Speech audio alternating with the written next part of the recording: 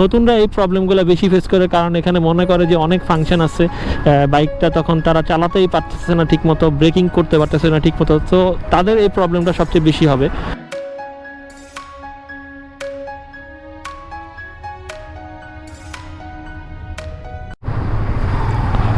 What is up good people, this is Rabbi and welcome to my YouTube channel Busy Rider. So অনেকদিন পরে আর কি intro দিলাম। তো চিন্তা করতেছিলাম, আর আজকের যে আকাশটা দেখছেন, আকাশটা কালকে থেকে মেঘলা মেঘলা, গুড়ি গুড়ি বৃষ্টি পড়তেছিল, আর ভালো লাগতেছিল। আর রোজাদারদের জন্য এটা খুবই ভালো সাইন আর কি, রোজা রাখতে সুবিধা হয়। যে বেশি রোদ থাকলে, কড়কড়া রোদ থাকলে আর কি প্রবলেমটা তখন হয়, কষ্ট হয় রাখতে। বাট এখন খুবই একটা ঠান্ডা ঠান্ডা একটা পরিবেশ এবং ভালো লাগতেছে আর কি রোজা রেখেও, রোজাদারদের জন্য ভালো। আর আমি আজকে একটা বিষয় নিয়ে কথা বলবো, মানে কিছু পয়েন্ট নোট করছি, সেটা হচ্ছে যারা নতুন রাইডার, তো তাদের 5টা ভুলের কথা বলবো। সো 5টা ভুলের কথা বলবো। সো কথা বেশি না বাড়ায় আমি ডিরেক্ট কথাতে চলে যাই। অনেকে দেখা যায় যে নতুন নতুন বাইক চালাইতেছে কিন্তু হেলমেট পরে না, আর হেলমেট না পরারও কিছু রিজন আছে। আর না পরার রিজন হচ্ছে তারা ভাবে যে এটা পরলে আর কি তারা আরও বেশি আনইজি ফিল করবে, এই জন্য আর কি পরে না। সো তাদের এই প্রবলেমটা হয় যে হেলমেট না পরার কারণে কিন্তু আপনার অ্যাক্সিডেন্টও হবে, এবং আপনার যদি আপনি পড়ে যান নতুন রাইডার হিসেবে, তো আপনি পড়বেনই, এটা মাস্ট। পড়ে গেলে হচ্ছে মাথায় আঘাত পাবেন, আর মাথায় আঘাত যদি একবার পেয়ে যায়, বাইক অ্যাক্সিডেন্টের সবচেয়ে বেশিরভাগ হচ্ছে মাথায় আঘাতটা বেশি পায়। 70% হচ্ছে পড়লেই হচ্ছে মাথায় আঘাতটা আসে পড়ে। সো হেলমেটটা পরতে হবে, আর এটা না পরার কারণেই এই ভুলগুলো হয়। এই ভুলটা হচ্ছে এটাই তাদের, যে হেলমেট পরে না। রাইডিং গিয়ারের যে বিষয়টা, যদি আপনি নতুন রাইডার হয়ে থাকেন তাহলে আপনার প্রপার রাইডিং গিয়ার পরতে হবে। যদি আপনি লং রাইডে বের হন, লং ট্যুরে যান, বা এই যে কি বলে, এখন আমি আসলে যখন এলাকায় রাইড টাইড করি তখন আর কি হ্যান্ড গ্লাভস বা এগুলো ইউজ করি না। আর যখন ধরেন 300 ফিট গেলাম বা একটু দূরে কোথাও গেলাম, তখন কিন্তু আমার রাইডিং গিয়ারগুলো আমি নিয়ে নিই, যতটুকু আমার কমফোর্টেবলের মধ্যে আছে, তো সেগুলো আর কি আমি পরে নিই। সো এটাই আর কি, রাইডিং গিয়ার পরতে হবে এবং প্রপার রাইডিং গিয়ার পরতে হবে। আবার অনেকে দেখা যায় যে মানে তাদের যে রাইডিং গিয়ারগুলা, মানে রাইডিং গিয়ারের একটা মাপ আছে, লাগবে হচ্ছে এম সাইজ বা এল সাইজ।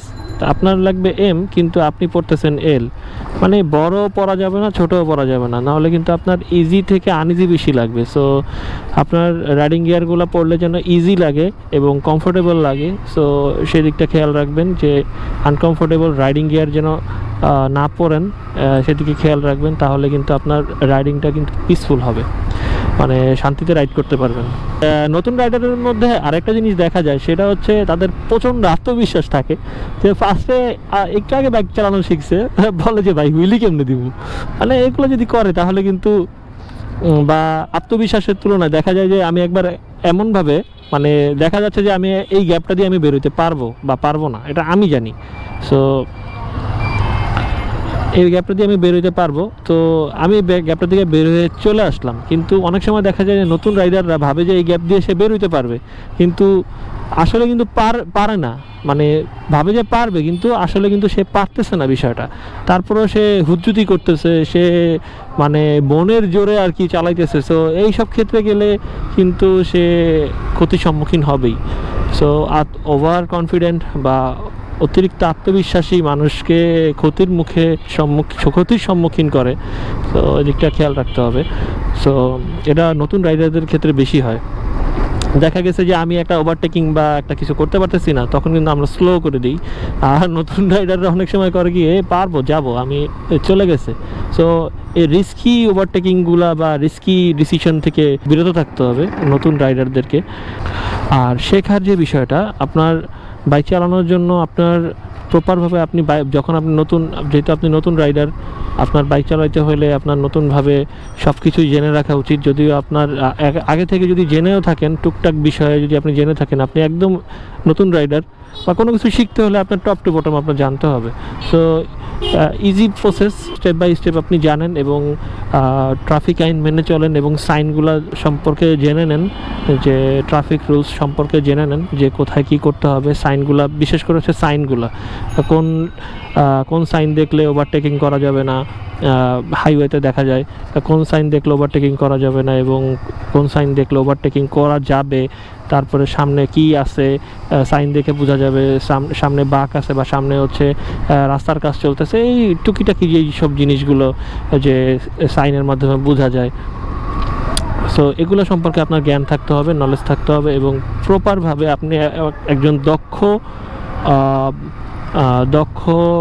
আপনার প্রশিক্ষকের কাছ থেকে আপনি প্রশিক্ষণটা নিলে তো আপনার রাইডিংটাও ভালো হবে। দেখা যায় যে আমাদের দেশে তো স্টান্ট রাইডার বর্তমানে কিন্তু প্রচুর পরিমাণে বাড়তেছে। পাশাপাশি হচ্ছে বাইরের দেশগুলোতে দেখা যায় যে বাবা স্পোর্টস বাইক চালাচ্ছে, পাশাপাশি হচ্ছে তার ছেলেকেও স্পোর্টস টাইপের ছোট বাইকগুলা, কিছু ভিডিও আমরা দেখি অনলাইনে। সব কিছু হচ্ছে অল অ্যাবাউট এক্সপিরিয়েন্স। আপনি যত বেশি এক্সপিরিয়েন্স করবেন, রাস্তাঘাটে চলাফেরা করবেন বা আপনার সেই প্রশিক্ষকের কথা শুনে কিভাবে চালাতে হবে, কোথায় স্লো করতে হবে, কোথায় বেশি রেভ করতে হবে, এই জিনিসগুলো আর কি মাথায় রাখতে হবে। এবং আমি এই রাস্তাটায় এখন আমার স্পিড থাকা উচিত হচ্ছে পার আওয়ারে হচ্ছে 15 থেকে 20 কিলোমিটার। সো আমি যদি এইখানে যদি 50-60 চালাই তাহলে তো আমার দুর্ঘটনা ঘটবেই। সো এইসব জিনিসগুলো, তারপরে হচ্ছে গিয়ার শিফটিং, তারপরে নানান জিনিসগুলো যে শেখার যেই সব জিনিসগুলো, বেসিক যেসব জিনিসগুলো, এগুলো আপনার একদম প্রপারভাবে শিখতে হবে এবং এটা কন্টিনিউ বারবার করতে হবে। এটা কন্টিনিউয়াস প্রসেস।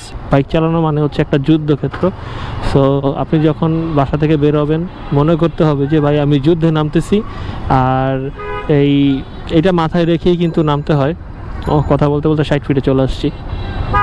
আর আপনি যখন বাইক চালানোর জন্য বাইকে উঠবেন, এটা আসলে একটা যোদ্ধা ফিল হয়, যে কারণ মানুষের সাথে পুরো যুদ্ধ করতেছি মনে হইতেছে, যে রাস্তার মধ্যে আপনি ক্ষতি না করলেও আপনাকে ক্ষতি করে দিবে। সো আপনাকে সব সময় আর কি অ্যালার্ট থাকতে হবে, আর অ্যালার্ট না থাকলে কিন্তু আপনিই ক্ষতিগ্রস্ত হবেন।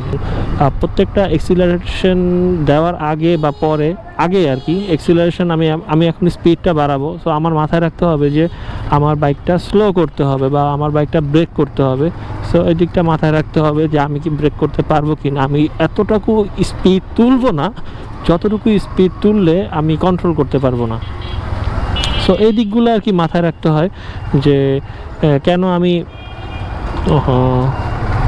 যদি আমি বেশি স্পিড তুলি তাহলে এটা আমার জন্যই ক্ষতি, আর নিজের ক্ষতি পাগলেও চায় না। সো এই সব জিনিসগুলো আর কি নতুন রাইডাররা হয়তো ওই যে আবেগের বশে বুঝে না, ভাবে যে না আমি জোরে চালাতে পারি মানে হয়তো আমি শিখে গেছি। সো বিষয়টা এমন না। বিষয়টা হচ্ছে আপনি যদি ভালো চালাতে পারেন দ্যাটস ফাইন, কিন্তু তারপরেও আপনার সব কিছু দেখা গেছে যে প্রো রাইডাররা দেখা গেছে যে এমনভাবে তারা অ্যাক্সিডেন্ট করছে বা অ্যাক্সিডেন্ট হয়, তারা একদম জীবনের জন্য পঙ্গু হয়ে যায়। সো ভাই মানে আপনি এমনভাবে কেন চালাবেন বা এমন রিস্ক কেন নেবেন? জীবনটা তো খেলা জিনিস না। আপনার বাসায় ফ্যামিলি আছে এবং আপনার বাসার ফ্যামিলি আপনার জন্য চিন্তা করে এবং সুস্থ সবলভাবে যেন আপনি বাসায় ফিরতে পারেন, সেই জন্য আপনার বাবা মা সবসময় আপনার জন্য দোয়া করে। সো আপনি যদি এইভাবে রাস্তাঘাটে নেমে যদি তাফালিং করেন, প্রয়োজনের তুলনায় অতিরিক্ত স্পিড তোলেন এবং এইভাবে যদি চালান মানে রাস্তাঘাটে চালান, এতে আপনার জন্য আর কি অনেকে অন্য মানুষও আতঙ্কিত হয়ে যাবে এবং আপনি নিজেরও ক্ষতি করবেন। যদি আপনার কোনো একটা সিঙ্গেল ডিসিশন যদি ভুল হয়, সিঙ্গেল ডিসিশন ভুল হইলে কিন্তু আপনার পুরো জীবনটাই কিন্তু বরবাদ। তখন আপনি সারা জীবন কান্নাকাটি করেও কিন্তু এই দিনটা বা ওই সময়টা আর ফেরত পাবেন না। So be careful. যারা আমার ভিডিও দেখেন তাদেরকে আমি সবসময় বলি যে এই প্রোটেক্টিভ রাইডিং গিয়ার পরতে, এবং যেসব গিয়ার পরলে আপনার কমফোর্টেবলি আপনি রাইড করতে পারবেন এবং আপনার প্রয়োজনের তুলনায় যদি বেশি আবার রাইডিং গিয়ার পরে ফেলেন তাহলে কিন্তু প্রবলেম হবে। কারণ আপনার দেখা গেছে যে আপনার বেশি আনইজি লাগবে। সো আনইজি লাগলে হচ্ছে আপনি সেই রাইডিং গিয়ার আর কি অ্যাভয়েড করেন কিছু গরমের সময়, গরমের দিনেও হচ্ছে গরমের দিনের জন্য যেসব রাইডিং গিয়ারগুলো মানে পারফেক্ট, সেই সব রাইডিং গিয়ারগুলো আপনি চাইলে পড়তে পারেন। ওয়াও, এই রাস্তাটা কি হয়ে গেছে, বাহ ওয়াও, এই রাস্তা দেখি ঢালাই দিয়ে দিছে। আমি না অনেকদিন পরে এই রাস্তা দিয়ে আসলাম, মাশাল্লাহ, খুব ভালো লাগলো দেখা। এই যে এখান থেকে আবার আগের রাস্তাটা শুরু হয়েছে। যাক, 60 ফিট রাস্তাটা ভালো করতেছে আস্তে আস্তে, টুক টুক টুক টুক করে আস্তে আস্তে ভালো করতেছে, একটু মানে অল্প অল্প করে আর কি ঢালাইয়ের কাজ চলতেছে। আর ভালোভাবে রাস্তার কাজ আগাচ্ছে। এই পাশের অপোজিট পাশের রাস্তাটা আর কি খুবই বাজে অবস্থা ছিল, ওই রাস্তাটাও আর কি ঢালাই করে দিছে। আর আমাদের যে এই 60 ফিটে শুরু হয়েছে সেখান থেকেও কিন্তু রাস্তাগুলো ভালোই ঢালাই দেওয়া হয়ে গেছে, এই আর কি অবস্থা। তখন নতুন রাইডাররা এই ভুলটা বেশি করে, যে নতুন রাইডাররা বেশিরভাগ ভুল করে হচ্ছে ব্রেকিংয়ের ক্ষেত্রে। আপনি এই বাইক পেয়েই মনে করেন যে ধুমায়া মানে এক্সিলারেট করে, কিন্তু ব্রেকটা করার সময় কিন্তু সে পারফেক্টভাবে যদি না করতে পারে তাহলে প্রচুর বড় একটা ক্ষতির সম্মুখীন হবে। তার তো বাইকের ক্ষতি হবেই, পাশাপাশি হচ্ছে তার নিজেরও ক্ষতি হবে, তার ফিজিক্যাল ক্ষতি হতে পারে। সো ব্রেকিং বিষয়টা হচ্ছে খুবই গুরুত্বপূর্ণ জিনিস, যেটা আপনার প্রপারভাবে ব্রেক করতে হবে। এবং কর্নারিং করার ক্ষেত্রে এবং মানে যখন আপনি কর্নারিংটা করবেন তখন আপনার ব্যালেন্সটা ঠিকঠাক মতো রাখতে হবে, আদারওয়াইজ কিন্তু আপনি পড়ে যাবেন। সো যখন আপনি কর্নারিংটা করবেন, এই জায়গাটা কিন্তু কর্নারিং আসছিল, তো এখানে জ্যাম থাকার কারণে আর কি ওইভাবে আমি কর্নারিংটা করে আপনাদের দেখাতে পারি নাই। সো কর্নারিংটা যখন করবেন আপনার শরীরের পুরো টোটালটা ব্যালেন্সটা আর কি ঠিকঠাক মতো রাখবেন। ব্যালেন্স যদি ঠিক না থাকে তাহলে কিন্তু আপনি পড়ে যাবেন। সো এই বিষয়গুলো আর কি মাথায় রাখতে হবে, যে আপনি কতটুকু লিন হচ্ছেন ওইটার উপর ডিপেন্ড করবে। আর কর্নারিং করার সময় কখনোই আর কি ব্রেকে পা দিবেন না। দরকার হলে আপনি যখন কর্নারিং বেশি হয়ে যাবে, এগুলো হচ্ছে পাহাড়ি রাস্তায় হয় সবচেয়ে বেশি, যে পাহাড়ি রাস্তায় অনেক সময় দেখা যায় যে আপনি যদি রাস্তার ইয়েটা না বুঝেন, মাপঝোপ না বুঝেন, এবং রাস্তার হঠাৎ করে একটা ইউ শেপের একটা কর্নারিং চলে আসছে আপনার সামনে, যদি ইউ শেপ বা সি শেপের বা সি শেপের বা হচ্ছে ইউ শেপের যদি কোনো কর্নারিং চলে আসে হুট করে, আপনি দেখতে পারছেন, তখন আপনি ভয় পাবেন না এবং ঘাবড়াবেন না ঘাবড়ে আপনি করবেন হচ্ছে আপনি বাইকটা স্ট্রেট রেখে আপনি আগে ব্রেকটা একটু কন্ট্রোল করে নেন, ব্রেকিংটা করে দেন হচ্ছে আপনি কর্নারিংটা স্মুথভাবে করেন। আদারওয়াইজ আপনি যদি ডিরেক্ট আপনি কর্নারিং করতে যান তাহলে কিন্তু পাহাড় থেকে পড়ে যাবেন, বা আপনি যদি কর্নারিংটা এইসব রাস্তায় করেন তাহলে কিন্তু অন্য গাড়ির সাথে সংঘর্ষ হওয়ার একটা সম্ভাবনা থাকে। দেখা যায় যে নতুন রাইডাররা ব্রেকটা করে হ্যান্ড ব্রেক এবং লেগ ব্রেক, যেটাকে বলি আমরা, হ্যান্ড ব্রেক এবং লেগ ব্রেক দুইটা কিন্তু একসাথে চাপে না। হয়তো তারা মেজরিটি টাইম হচ্ছে পায়ের ব্রেকটা করে, বা মেজরিটি টাইম তারা হাতের ব্রেকটা করে। যদি তারা দুইটা একসাথে জমায়া করে তাহলে কিন্তু তাদের ব্রেকটা কিন্তু একদম পারফেক্ট এবং অ্যাকুরেট হবে, আদারওয়াইজ কিন্তু তার ব্রেকিংটা সেই একদম পারফেক্টভাবে হবে না। আর নতুনরা এই ভুলটা সবচেয়ে বেশি করে, যখন আপনার ইমার্জেন্সি কোনো ব্রেকের প্রয়োজন হবে, ইমার্জেন্সি ব্রেকিংয়ের ক্ষেত্রে আপনার শুধুমাত্র ক্লাচ ছেড়ে দিয়ে আপনার এই পিক আপ ডাউন থাকবে, ক্লাচ ছেড়ে দিবেন এবং দুই পায়ের এবং হাতের ব্রেকটা মানে যথেষ্ট পরিমাণে প্রেস করবেন, তাহলে আপনার বাইকটা আর কি ইঞ্জিন ব্রেক হয়ে যাবে। আর দেন হচ্ছে আপনি যদি স্পিডটা কমে আসে 60 আপনার আয়ত্তের মধ্যে চলে আসে, দেন হচ্ছে আপনি ক্লাচ চেপে আপনি দ্রুত আপনার গিয়ার শিফটটা করে ফেলবেন, গিয়ারটা কমায় ফেলবেন, দেন হচ্ছে আপনার বাইকটা একদম টোটালি কন্ট্রোলে চলে আসবে খুবই কম সময়ের মধ্যে।